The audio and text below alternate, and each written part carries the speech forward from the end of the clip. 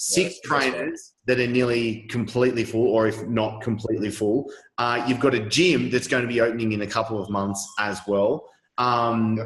Income-wise for the business, where's that at? 50 a month. 50K a month with that.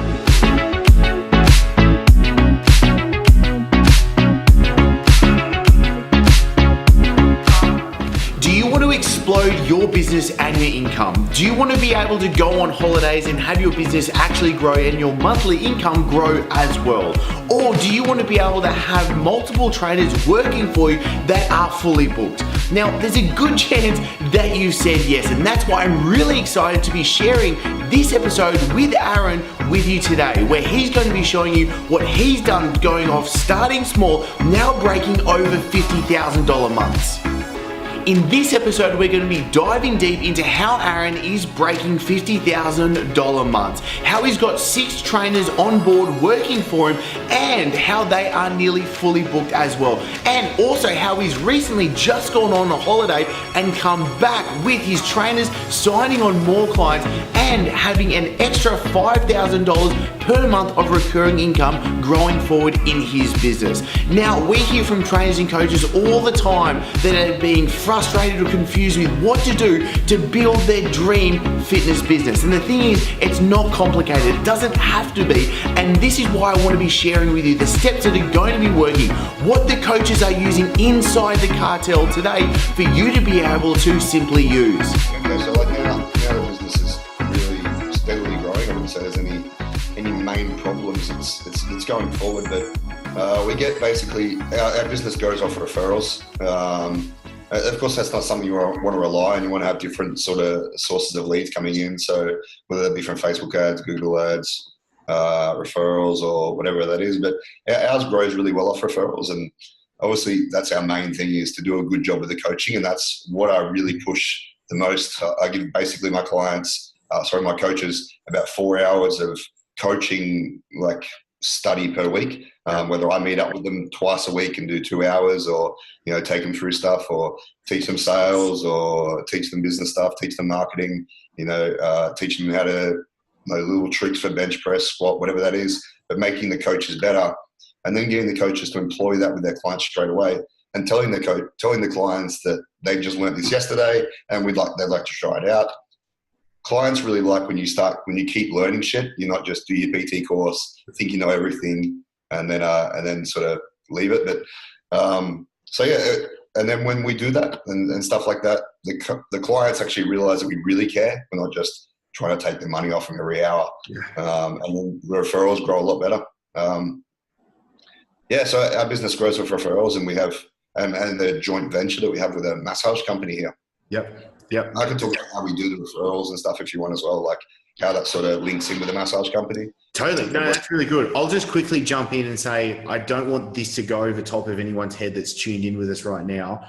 Your main focus is actually making sure that what you deliver to your clients, do you know what I mean, is supreme. So number one focus is actually getting clients results. Do you know what I mean? Because I feel like there's so many coaches and trainers that are trying to find something that's so magical, so wonderful, do you know what I mean, silver unicorn of a funnel that's out there that does not exist. What you're doing is actually getting people results and upskilling yourself and then your coaches to actually make that happen. So you've got 6 trainers that are nearly completely full, or if not completely full.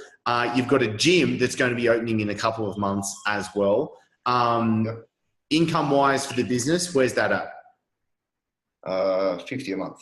50K a month with that. And how would you describe your actual position in the business now? Like, do you know what I mean? What's your focus and what are you enjoying and not enjoying? So I don't know if I've actually told you this, but I've actually sold some equity to some of my trainers. So did I tell you that? No, you said you were going to. You didn't actually tell me that you had. So that's awesome. Yeah. So I've appointed like one of my guys who's been with me for the longest, a male, as the head coach. So his job is to, help me make sure that the coaches are all upskilled.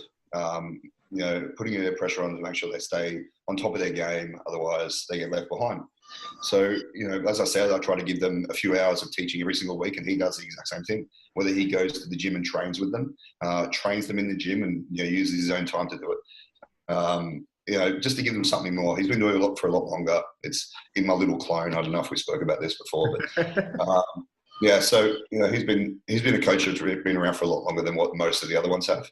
Yeah. And then I've got another guy who's a very, very charismatic guy. So I've also sold him some equity, and he's basically in charge of sales.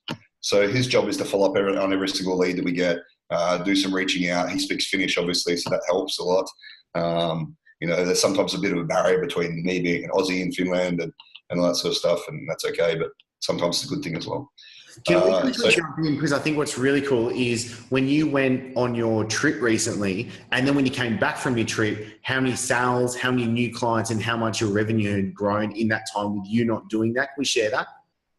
Yeah. So I think revenue grew like 5K a month in the time I was away for 6 days. So,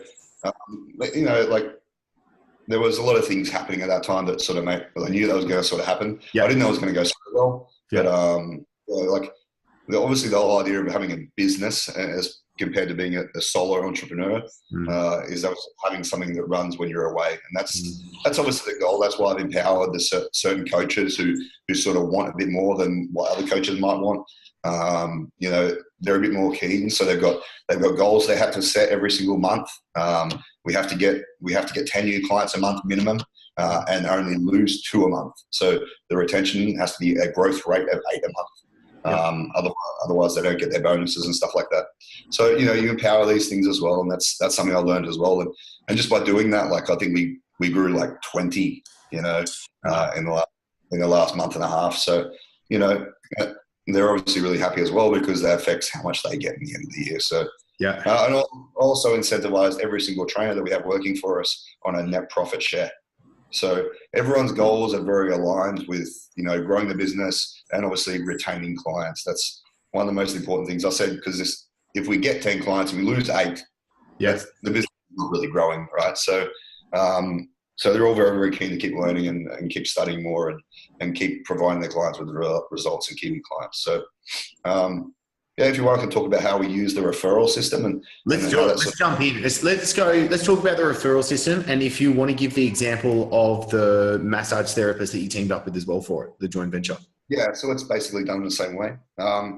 So with the referral system, we have a charity that we donate money to. So basically, if let's say you're my client, you get me a client, I'll give you €100 cash. If the client trains once a week. So we have different levels of the referral system as well. So if they train twice a week, you get €200 cash. From there, we put €50 or €100 into charity, depending on the level of referral. And then also we send that client for one massage or 2 massages. So I book it in, pay for it, send them for a massage. Obviously how that works is we get the massage company very qualified leads as well. So they're very keen on, if I pay for the first massage as well, it's a very, very low barrier for them. So they give me a bit of a discount, of course, and because they don't have to source the lead and stuff like that. So they're obviously keen on selling it from then on. So, we do it that way.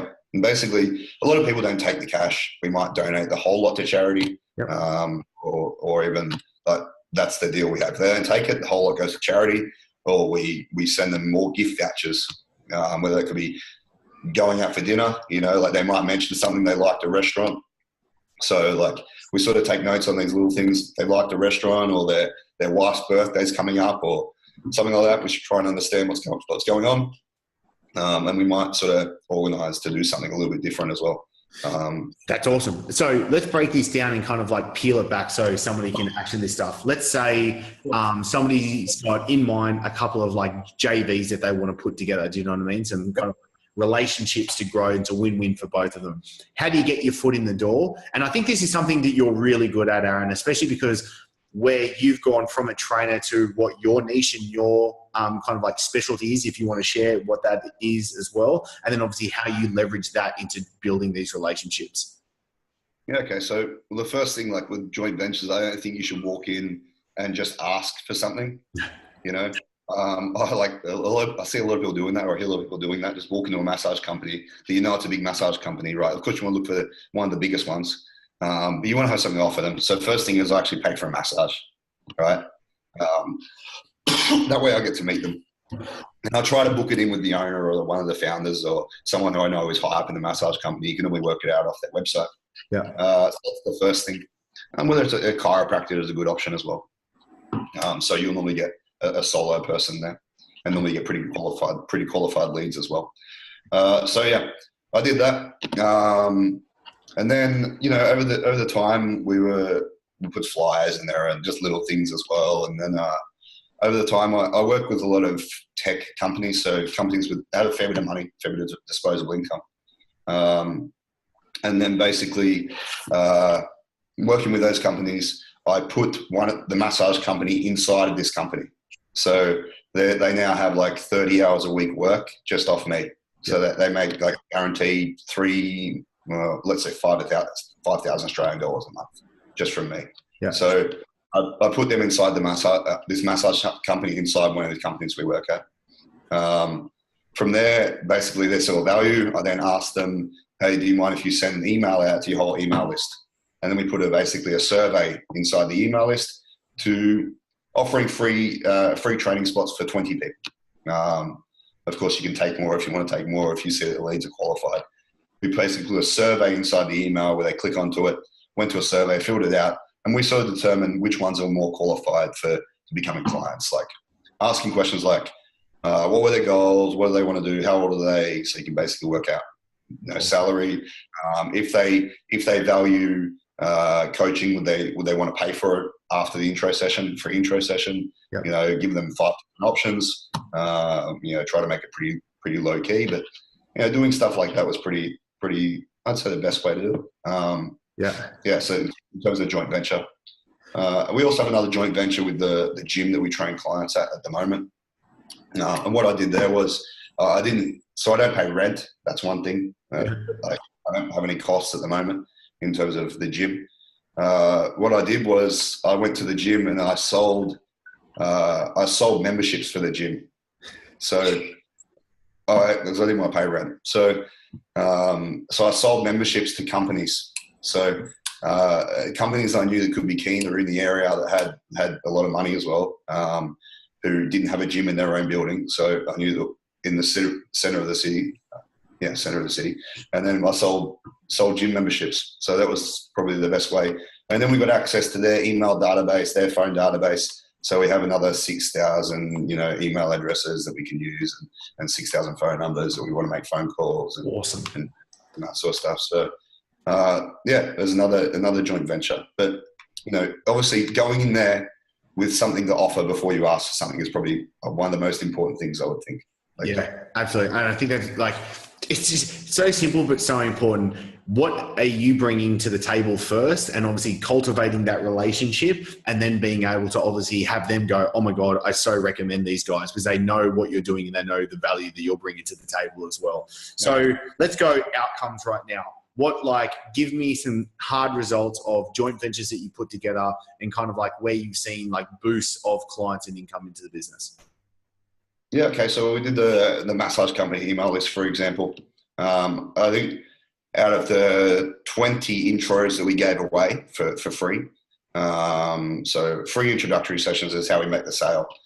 We don't have any commitment with our coaching because I want the pressure on the coaches as well to perform and keep the clients. Generally, I find that's the better way because we don't have to resell to the clients, and then people become a lot more loyal that way, where it's the low barrier, but they just stay for longer. Like most of our clients don't leave, especially males. What we find is actually males have never left. So if we sold a male, we basically got them for a few years. So the lifetime value of that client's really, really high. So what was I saying? So out of the 20 that we had sign on for the free intro session, we sold to 17. So that gives you that's awesome. You know, and whether that be a client that pays, you know, minimum is $400 a month, basically, and then just under 400, so 396 or something like that. But and then they could be trading up to 3 times a week. So the minimum for that would be $1,200 a month, or $1,100 and something a month. So that's a big jump of income for the business on a per monthly basis. Yeah. So I think we've grown nearly double the business in the last 6 months. That's awesome. Yeah. So I hired 3 trainers in the last 6 months, and they're basically all booked out. Nearly all booked out. They will be by March next year at this growth rate. Yeah, no doubt. Okay, brilliant. Let's go lessons right now. Looking back, what have you learned over the period of time of obviously being able to double the business and, you know what I mean, start from scratch up to 50K? Yeah, do a good job first. Like I'm in a small city, so Helsinki is not that big. So I find retention is the most important thing. Yeah. So doing a good job and getting referrals is the most important thing I find for here. Whether that be like if you lived in New York, yeah, you've got a lot more clients to choose from. For me, it's a very, very small market. You know, we do that sort of money off 90 people, right? So it's not like we need a lot of people. It's the whole 1,000 true fans sort of story. But I find that works a lot better. But so doing a good job is the most important thing I would find. Doing a good job, getting the referrals. That's the best way for a PT business to grow, I think.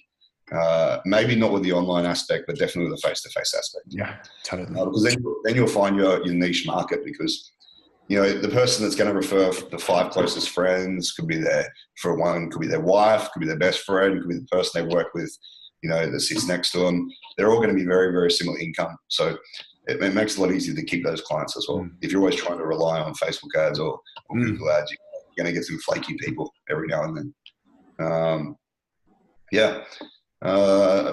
One of the other biggest things I learned was, you know, straight away start training coaches. For me, that was my biggest fuck up, I would say. Yeah. When the business was growing, I just went, I'm going to hire someone, and then the poor girl, I just dropped her in the deep end. You know, and I didn't really spend much time with her, you know, at the start, and in terms of like teaching her, making sure she's at the same level. She's good now, great, but like at the start, I didn't do it.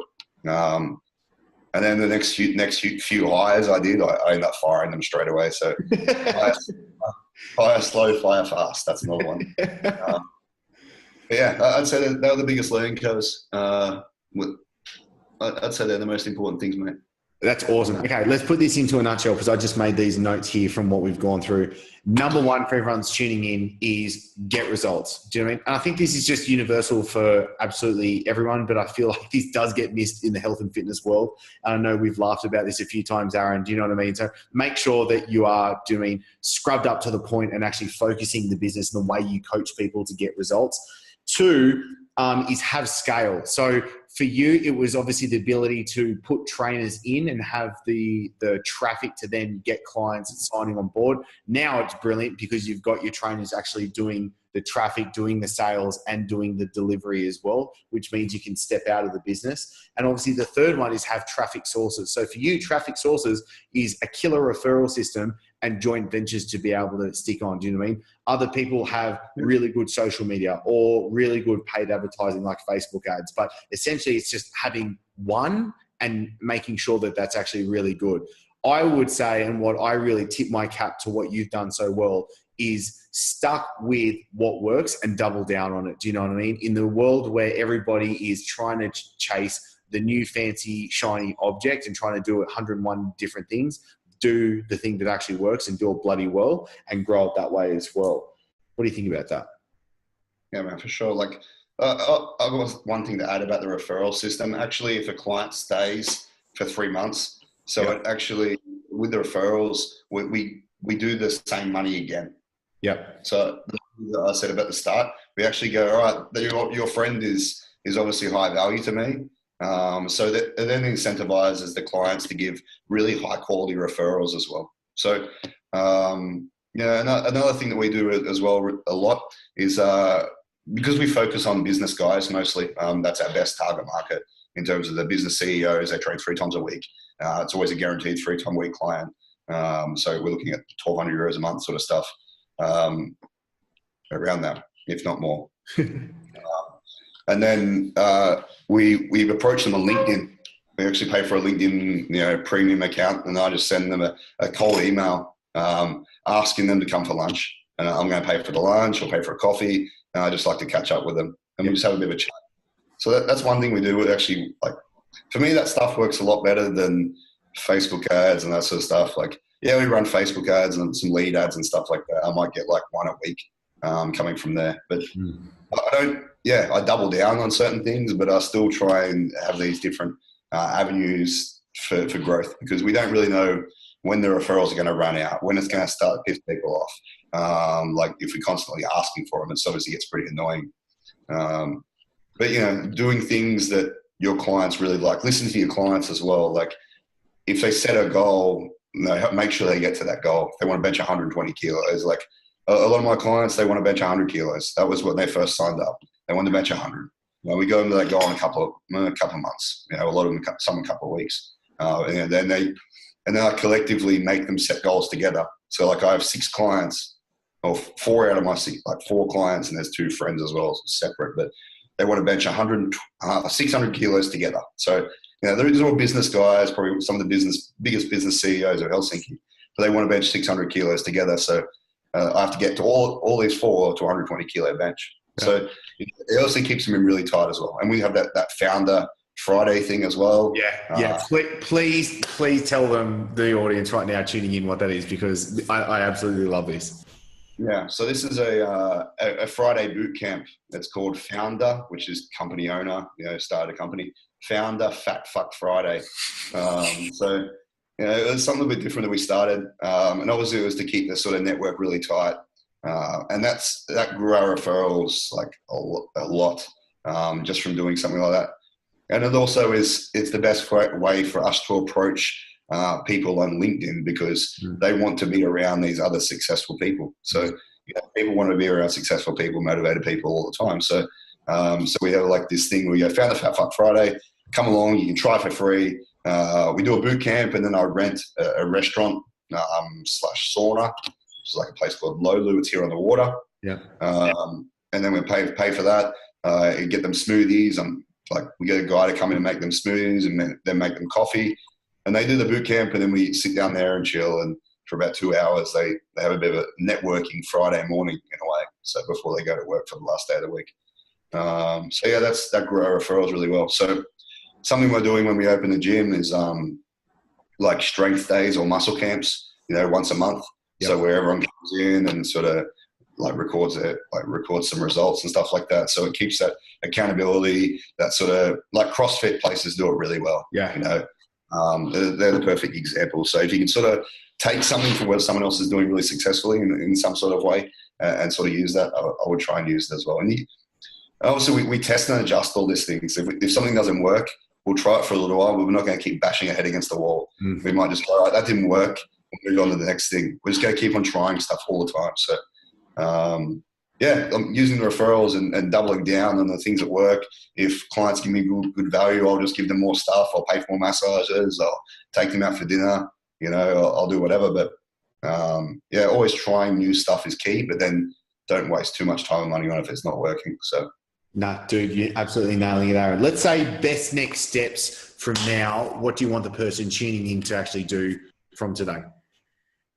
From today. Okay. So I would look at who your clients are and really nail that down. So a lot of PTs just try to go after who the money, if they're good at I won't train women, right? I do not train women because I'm okay at it, of course, but I just don't, I find that's not the ideal client for me. So I just pass it on all the time.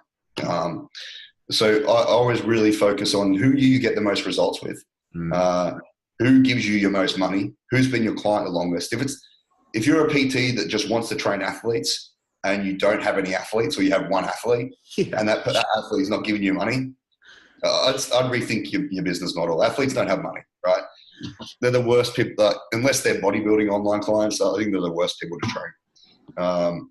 There's athletes for show, athletes for show and general pop the dough. Yeah. So, I would really look at who's giving you the most money, who are you getting the most results with, who are you clicking the most with. If you don't get along with business guys, don't train business guys. Yeah. For me, I get along with business guys the most, and I can't stand athletes. Can I just quickly jump in, because that's a really important point that you've just said, Aaron, is when we did our last episode, I feel like we had a lot of people coming back to us and be like, oh my God, I'm going to train business executives or CEOs and founders. And that wasn't their strength point. They didn't have any network or a foot in the door with those things.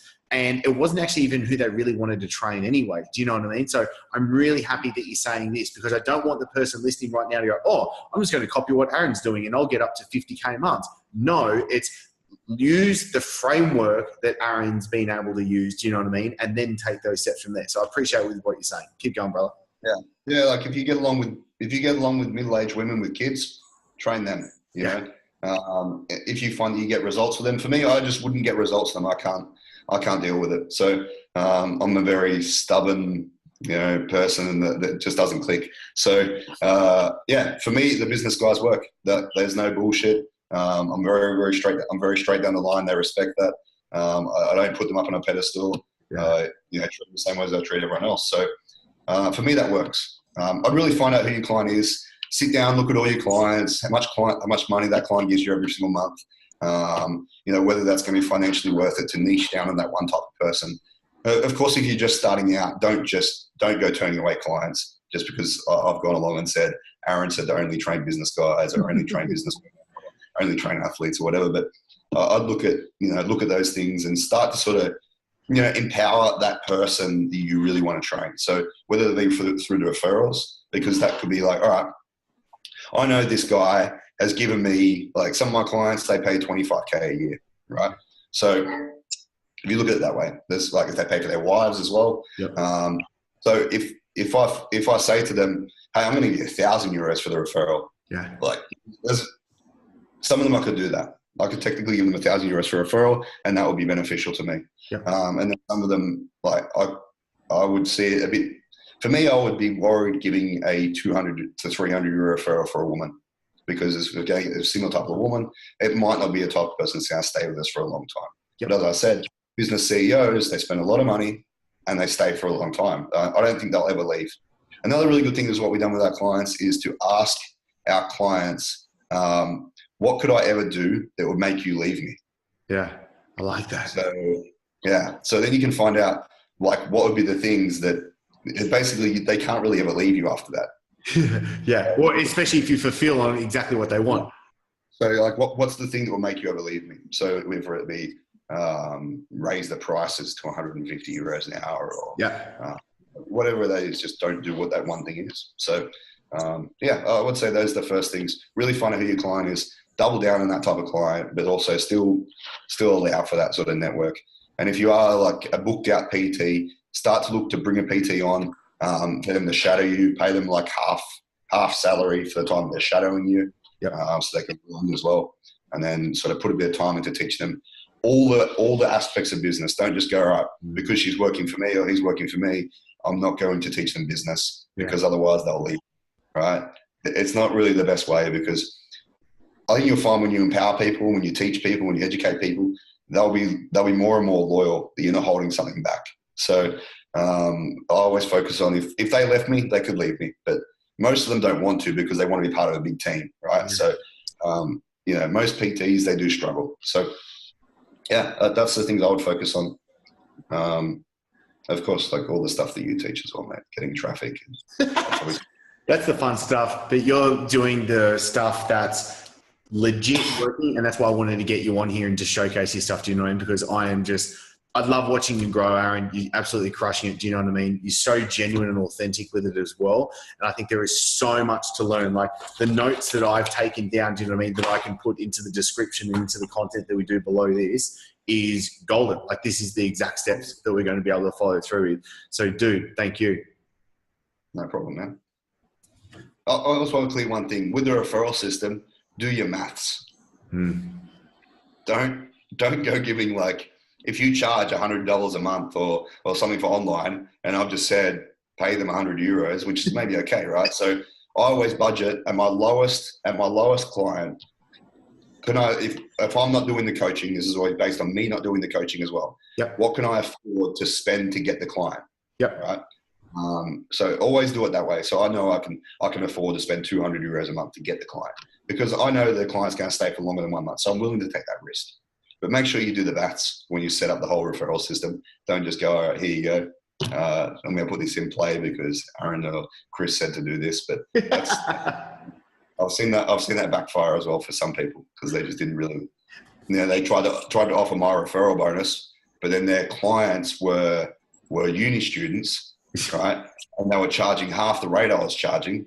So then they're getting pretty broke pretty quickly because they didn't really do their maths. So I think the absolute secret sauce of what you just said there was know what a client is actually worth to you in a lifetime. Because you just said, if a client comes on board, a CEO, and they're going to be staying on for a long time, that client could be worth 25,000 to your business. Do you know what I mean? So if you give 1,000 as a referral, you're still making 24,000 out of that. Do you know what I mean? And especially, like, I know we don't need to talk about Facebook ads because that's why we've done this doing episode today. But let's just say if we're running Facebook ads and you know, okay, a client is worth X amount to me, you know, how much you can spend on advertising to then be able to acquire that client as well. And I feel like so many people are just like, boom, completely missing that topic as well. And that's why they're losing out.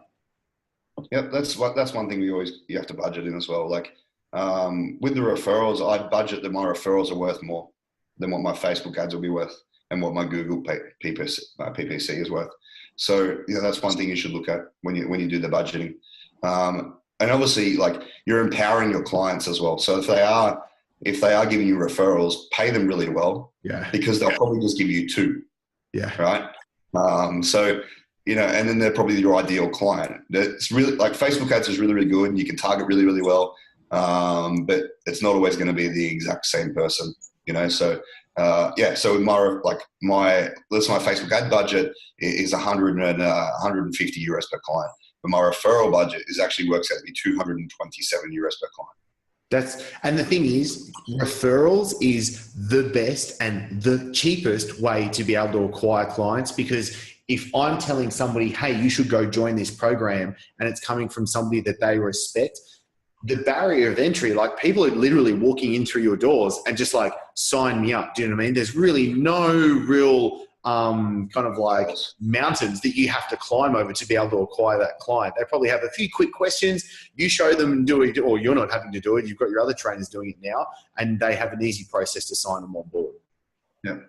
Yeah. Basically, for our referrals, I go out for lunch. I pay for the person's lunch. So we just get a connection on Facebook. So we make it really simple. We just say, hey, can you connect me on Facebook with that guy or with that woman or with that person, with that company, whatever that is. And they connect us on Facebook, and straight away I'll give them a quick spiel about what we do, who we help. So not just, I might search on who their mutual friends are as well. That's another trick we use for LinkedIn, and I might just list off who the clients are, their mutual friends. Yeah. So they feel like, okay, all these people I really trust, so obviously because they're friends with them.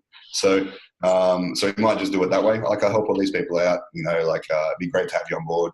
And there's no commitments. But what I'd like to do is before we even look into signing you on or any bullshit, let's just go out for lunch and have a chat, see if you like me. I'll pay for the lunch. So it's on me. That's the easiest way I found this. Very, very low barrier. A lot of people are actually, like, if you're a PT that sells face-to-face PT, a lot of people are really, really scared to what is in the intro session. Some people are like, especially if they're out of shape, right? They're a bit like, oh, fuck, this guy's going to kill me the first session. Yeah. And then he's going to make money. So, like, I always go, oh, this is a pretty low barrier, is where I go for lunch. It's somewhere where they recommend, so obviously you might have been there before. The situation and the setting is like known to them. It's not like you're taking them out of their water, but you're there. So that's something that we really focus on. And if you are selling the intro session, like in terms of PT, outline, like, whether it be on your Facebook ad or however you're selling it through whatever, just outline what they're actually going to get. Yeah. And people don't just go, all right, I'm coming in for an intro session or a consult call, and I have no idea what I'm actually going to get. Like, I'm putting my hand in this, Tucky more. Is like, I'm putting my hand in this big black box. Well, I don't know what I'm pulling out. And that's a big truth as well. So outlining what people get as well straight away. Yeah, totally. And that's the thing, like, I don't think a lot of trainers understand this, that doing, say, like a free session, a strategy session, a consultation or whatever, that's a really big barrier for people to jump. That's pretty scary to say, oh my God, like, okay, I'll sit down, talk to you. I'm going to have to open up, divulge myself.